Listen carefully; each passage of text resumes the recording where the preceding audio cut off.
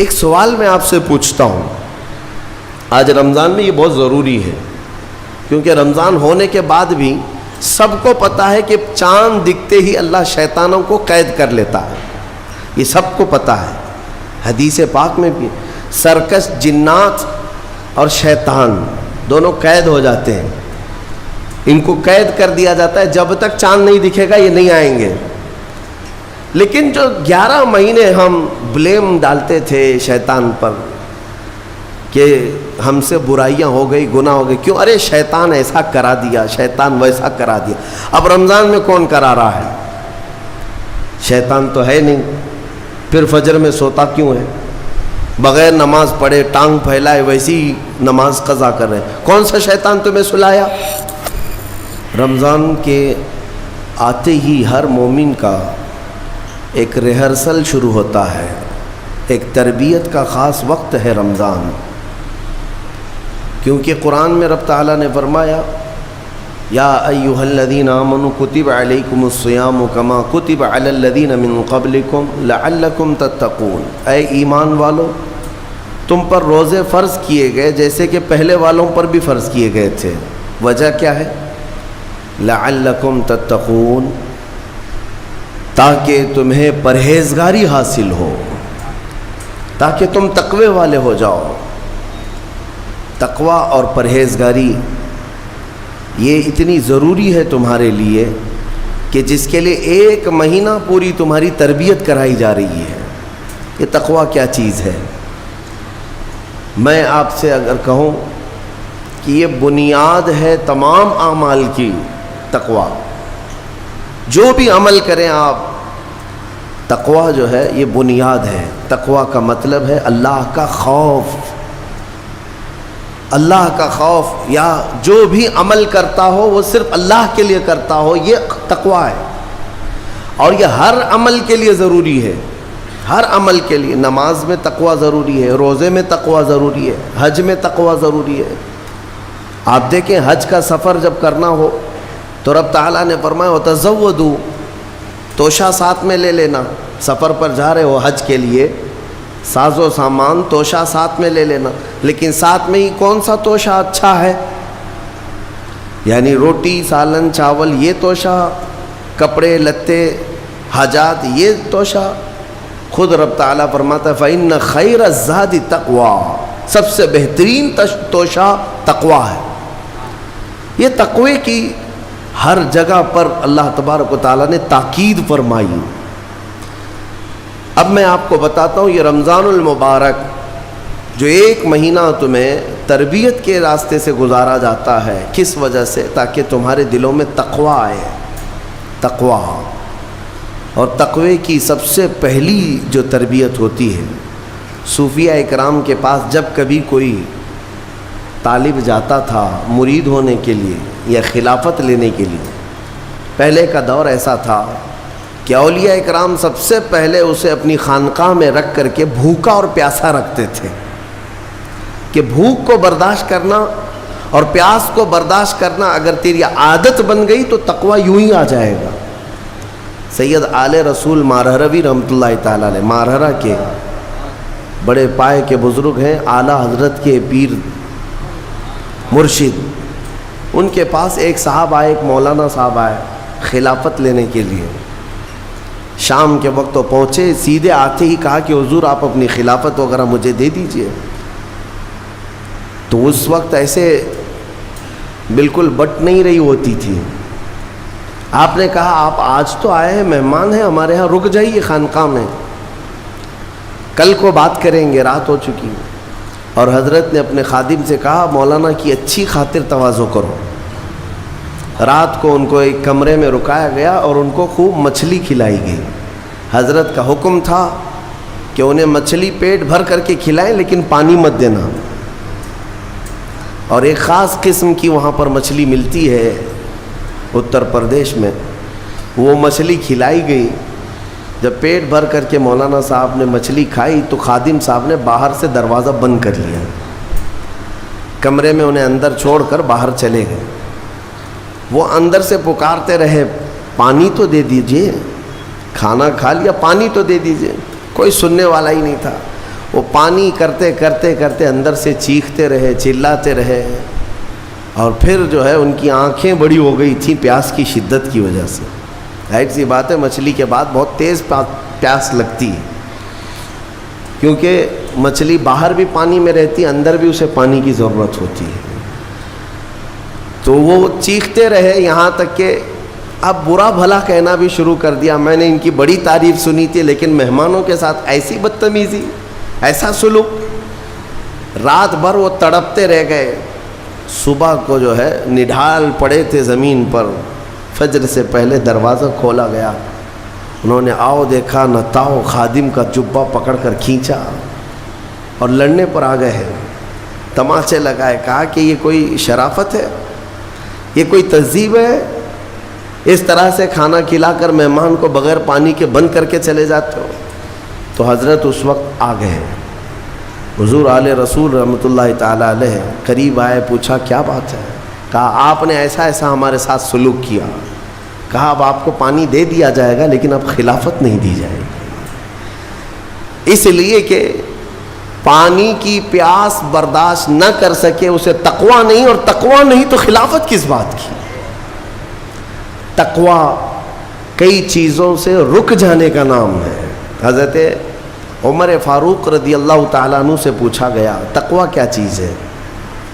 تو آپ فرماتے ہیں کہ یوں سمجھو کہ ایک راستہ ہے جس میں دائیں جانب بھی کانٹے ہیں، بائیں جانب بھی کانٹے ہیں، سامنے تمہاری منزل ہے، دونوں راستوں سے کانٹوں سے اپنے جسم کو بلکہ اپنے کپڑوں کو بچا کر کے نکل جانا، یہی تقویٰ ہے۔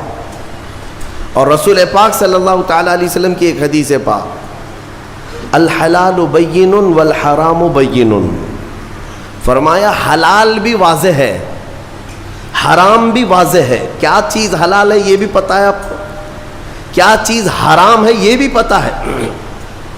شراب حرام ہے، خنزیر حرام ہے، مردار حرام ہے، چوری حرام ہے، یہ سب تو پتہ ہے۔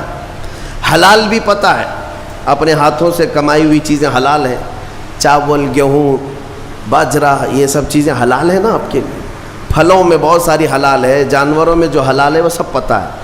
تو حلال کی لسٹ بھی معلوم ہے تمہیں، حرام کی لسٹ بھی معلوم ہے۔ حضور پاک صلی اللہ علیہ وسلم فرماتے ہیں ان دونوں کے بیچ میں کچھ چیزیں ہیں جن کے بارے میں پتہ نہیں چلتا حلال ہے کہ حرام ہے، ان چیزوں کو چھوڑ دینے کا نام تقویٰ ہے۔ بعض لوگ کیا سمجھتے ہیں حرام کو چھوڑ دینا تقویٰ ہے۔ ارے میاں حرام کو چھوڑنا تو مسلمان کی شان ہے، ضروری ہے۔ تم شراب نہیں پیتے تو یہ تقویٰ نہیں ہے، یہ تو اسلام کا حکم ہے۔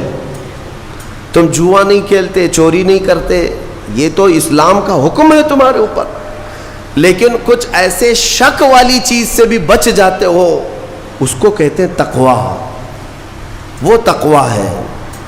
تقوی کی بہت ساری مثالیں ہیں، لیکن میں آپ کے سامنے ابھی رمضان کے متعلق عرض کرنے جا رہا ہوں کہ جیسے گزشتہ میں نے ایک تفسیر میں بھی عرض کیا، بعض لوگوں کو ایسا لگتا ہے کہ رمضان میں لوڈ شیڈنگ ہوتی ہوگی، کچھ خزانہ خدا میں بچت کے لیے لوگوں کو بھوکا اور پیاسا رکھا جاتا ہے، کچھ رزق بچا لیا جائے۔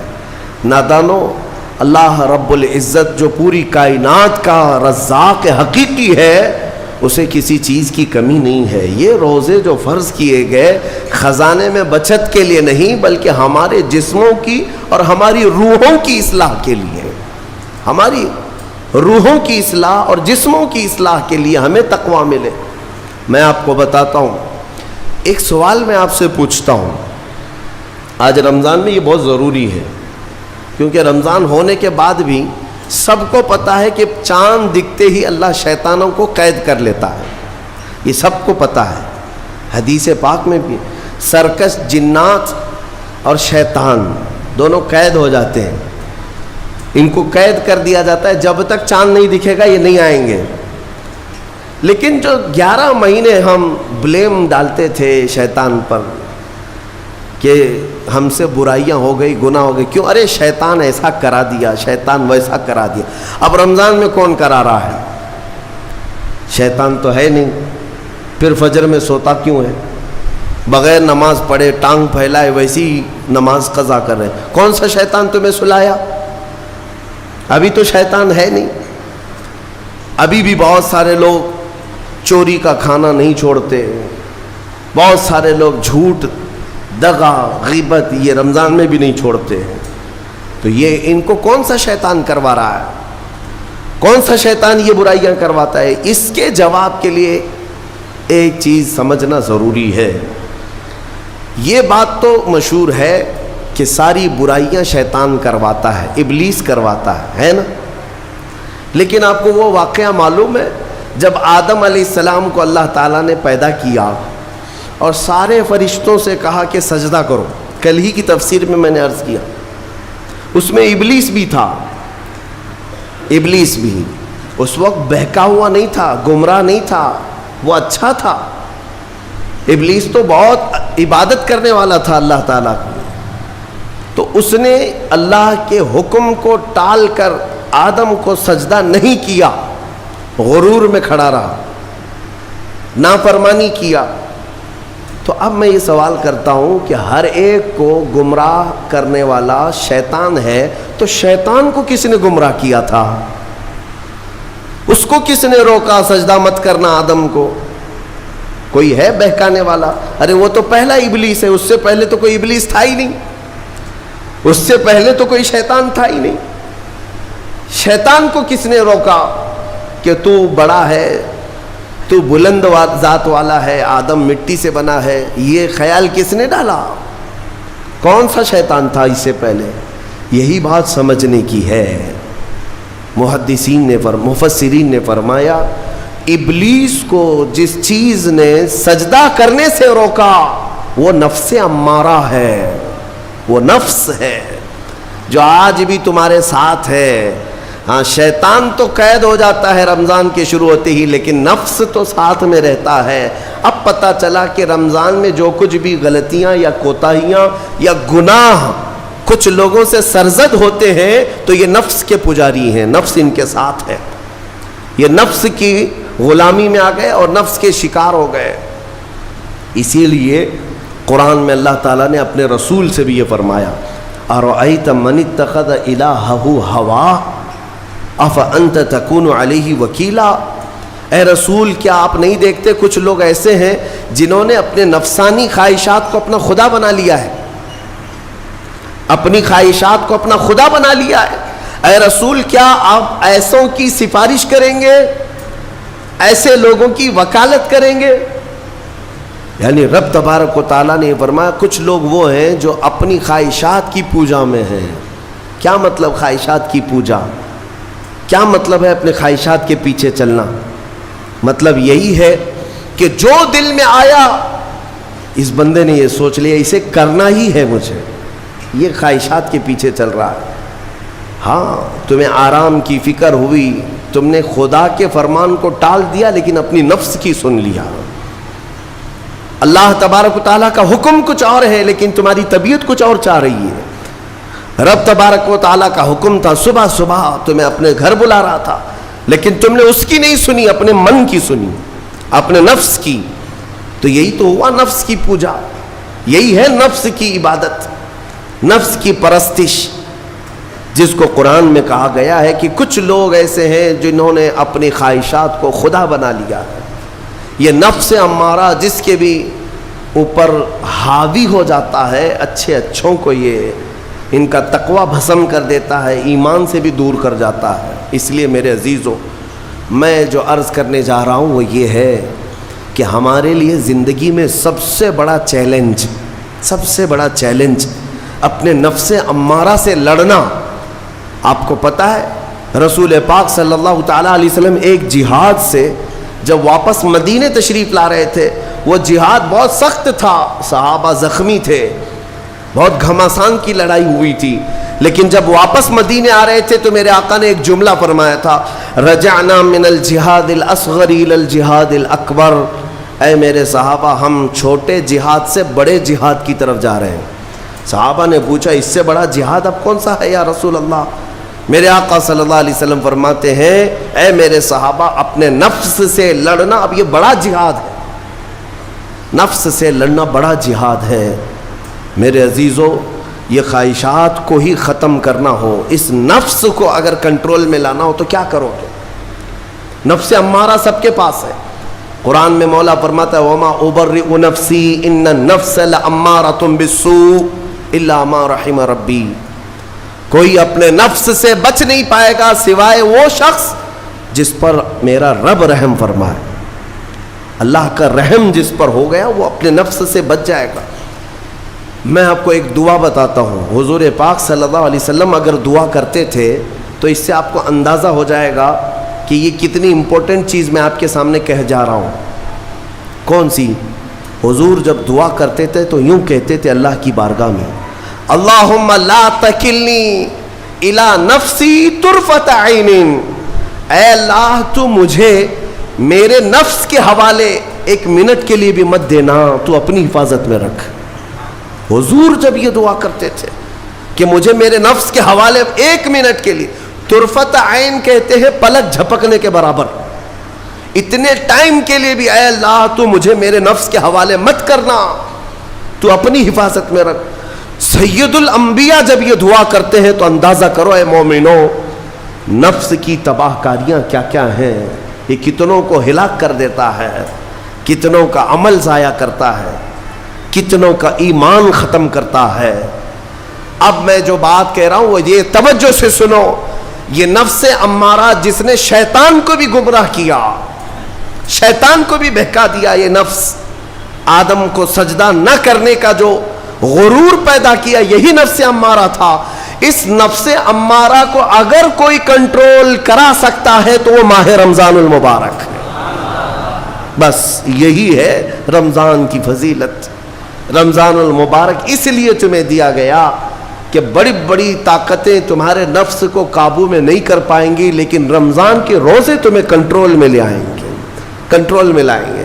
اب سمجھ میں آیا کہ روزے کیوں رکھائے جا رہے ہیں؟ ارے گرمیوں کی شدت ہے، ادھر حلق سوکھا جا رہا ہے، پیٹ پیٹ سے لگ جاتا ہے۔ ان لوگوں کو پوچھو روزہ کیسا ہوتا ہے جو مزدوری کرتے ہیں، ان لوگوں سے پوچھو جو دن بھر کام کاج کرتے ہیں۔ میرے عزیزوں، روزے رکھنے کے بعد کیا رب تبارک و تعالی کسی کو اس کی طاقت سے زیادہ تکلیف دینا چاہتا ہے؟ نہیں میرے عزیزوں، وہ رحمان ہے۔ اس نے جب تمہیں ماں کے پیٹ میں 9 مہینے رزق دیا تو کیا کائنات میں نہیں دے گا؟ تمہیں ماں کے پیٹ میں بھی رزق دیتا رہا۔ تم جب دنیا میں آئے تمہارے ماں کے سینے میں خون سے دودھ کس نے بنایا؟ تمہارے رزق کا انتظام کرنے والا وہ خدا اگر تمہیں حکم دیتا ہے کہ صبح سے لے کر شام تک بھوکے رہو تو یہ اس کا ظلم نہیں بلکہ یہ عین کرم ہے۔ اللہ تبارک و تعالیٰ کا رحم ہے تم پر کہ وہ مولا ہماری اصلاح چاہتا ہے کہ ہمارے اندر تقوی آ جائے، جسم میں بھی اور روح میں بھی۔ اب ایک اور بات میں آپ کو بتا دوں، میں نے ایک بات پڑھی تھی نفس کے متعلق، یہ نفس امارہ، اسی لیے امام غزالی رحمۃ اللہ تعالیٰ علیہ نے فرمایا اللہ کی جو مخلوق ہے وہ 3 طرح کی ہے، ایک فرشتے، دوسرے انسان، تیسرے جانور۔ یہ 3 الگ الگ قسم کی مخلوق ہیں کیونکہ اللہ تعالیٰ نے تینوں کو جو چیزیں دی ہیں ان میں فرق ہے۔ فرشتوں کو اللہ نے عقل دیا ہے، نفس نہیں ہے۔ نفس، شہوت، برائی کرنے کی خواہش فرشتوں کے اندر ہے ہی نہیں، وہ سوچ بھی نہیں سکتے برائی کرنے کا۔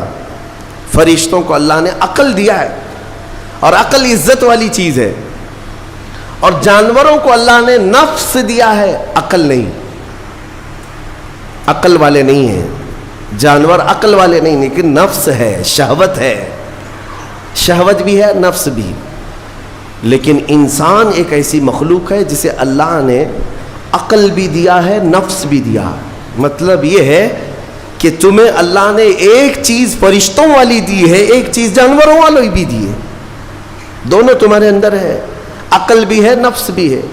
لیکن امام غزالی فرماتے ہیں توجہ، جو بندہ نفس ہونے کے باوجود گناہوں سے اپنے آپ کو بچا لیا وہ بندہ فرشتوں سے بھی افضل ہے۔ کیوں؟ فرشتے اس لیے بچے ہوئے ہیں کہ ان کے پاس نفس ہے ہی نہیں، اور تم بچ رہے ہو تو کمال کی بات ہے. نفس ہوتے ہوئے بھی گناہ سے بچ گیا تو اس انسان کا مقام فرشتوں سے بھی اعلیٰ ہے.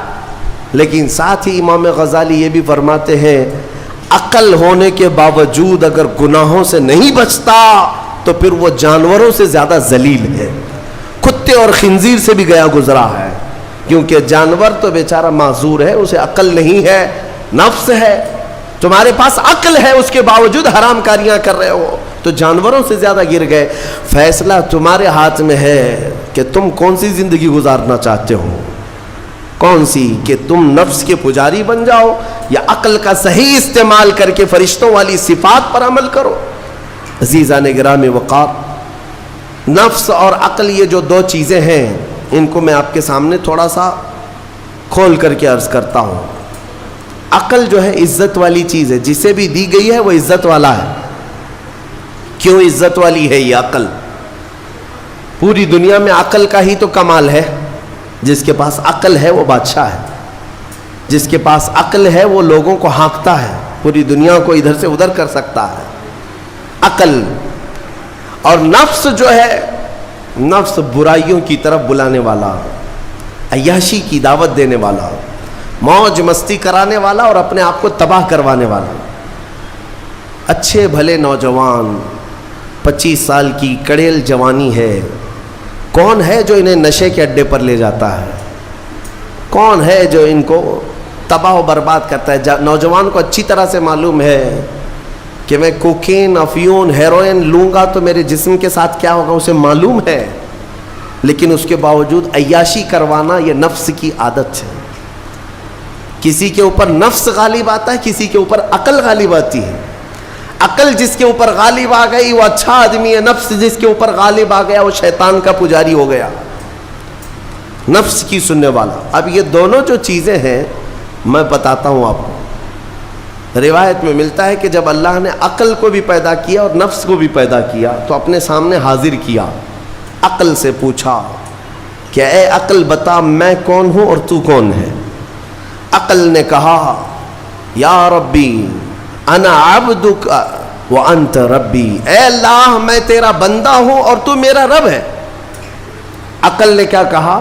میں تیرا بندہ ہوں اور تو میرا رب ہے. اللہ نے عزت سے نوازا, اقرار کیا نا بندہ ہونے کا. عقل نے اقرار کیا. پھر نفس کو بلایا, نفس سے پوچھا بتا میں کون ہوں اور تو کون ہے؟ نفس نے کہا انت انت انا انا, تو ہے میں ہوں. یہ غرور تھا نفس کے اندر, یہ گھمنڈ تھا نفس کے اندر کہ میں ہوں. نفس جس کے اندر غالب آتا ہے وہ آج بھی یہی کرتا ہے, میں ہوں, کسی کے سامنے کیا جھکنا ہے. تو حکم ہوا کہ اس نفس کو 100 سال جلایا جائے. 100 سال جلایا گیا, اس کو عذاب دیا گیا نفس کو. 100 سال بھگتنے کے بعد, آگ کی تپش بھگتنے کے بعد اسے پھر لایا گیا نفس کو. اللہ تعالیٰ نے پوچھا اے نفس بتا میں کون ہوں اور تو کون ہے؟ نفس نے کہا انت انت انا انا, تو ہے میں ہوں.